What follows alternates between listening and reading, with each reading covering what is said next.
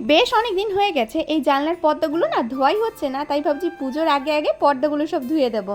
আজকে শুধু আমার ঘরের পর্দাগুলোই নিয়েছিলাম আর সঙ্গে নিয়েছিলাম বালিশের কভার। বিছানার চাদরটা আজকে আর চেঞ্জ করবো না, দুদিন পর করব। পুজো তো আর বেশি দিন বাকি নেই, মাঝে মনে হয় কয়েকটা দিন আছে। পুজো আসতে আসতে করে যেই দিনগুলো কাটানো হচ্ছে সেই দিনগুলোই যেন ভালো, কারণ একবার পুজো চলে আসলে হঠাৎ করেই যেন পুজোটা শেষ হয়ে যায়। বালিশের কভার আর পর্দাগুলো না সঙ্গে সঙ্গেই ভিজিয়ে দিয়েছিলাম, কারণ একটু বেশি সময় ভিজলে কাচতে খুব একটা অসুবিধা হবে না। সকালে তো এখনো পর্যন্ত কিছুই খাইনি, তাই একটা কলা আর মুড়ি নিয়ে বসেছিলাম। কলা দিয়ে মুড়িটা খাওয়ার পর কয়েকটা রসুন ছুলতে বসেছি, কারণ এখন কচুরলতি রান্না করবে। সকালে রান্না হয়ে গেছে, তবে কচুরলতিটা দুপুরের জন্য রান্না হবে। এই কচুরলতি রান্না হবে সেই ছোট ছোট শিঙি মাছগুলো দিয়ে, তাই মা কয়েকটা মাছ কেটে দিয়েছে। মাছটা কেটে দেওয়ার পর মা আমাকে বললো কচুরলতিটা বসিয়ে দিতে, তো দেখো আমি এদিকে কচুরলতিও বসিয়ে দিয়েছি। আমার কিন্তু এই লতি খেতে বেশ ভালো লাগে। তো তরকারি রান্না করার পর আমি আর মা চলে গেছিলাম বাজারে। বাজারে গিয়ে আমি আজকে প্রথমবারের মতন কদবেল দেখেছি, আর কদবেলগুলো যে কি পরিমাণে দাম ছিল। এই একটা কদবেল মাখিয়ে নিচে 40 টাকা করে, আর এখানে আমি পিয়ারা মাখা নিয়েছিলাম। পিয়ারাটা মাখিয়েই নিয়েছি, তবে বেলটা না আমি বাড়িতে গোটাই এনেছি, বাড়িতে বসে মাখিয়ে খাবো বলে।